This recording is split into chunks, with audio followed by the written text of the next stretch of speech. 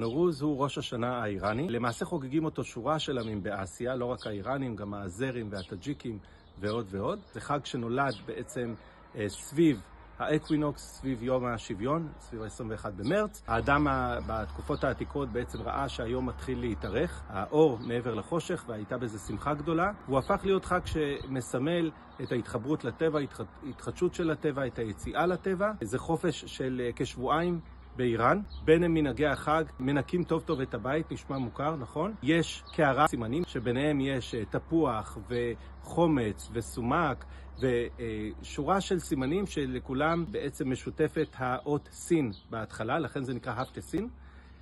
בחג הזה בעצם האיראנים מתחברים לזהות הפרסית הקדומה שלהם, ובגלל זה הוא יצר גם חיכוך מסוים עם הרפובליקה האסלאמית במאה ה-20, שניסתה בעצם להאפיל ולגבור על הזהות הפרסית הזו. הרפובליקה האסלאמית רצתה לבטל את החג הזה בראשית ימיה, בסוף שנות ה-70 וראשית שנות ה-80, ובשלב מסוים היא פשוט ויתרה, היא ראתה שזה לא אפשרי, אנשים לא מוכנים אפילו לצאת לעבודה בימים האלה, הם רגילים למנהגים המסורתיים שלהם, ולכן היא החליטה לאמץ את החג הזה, והיא אפילו טענה שהוא חג איסלאמי.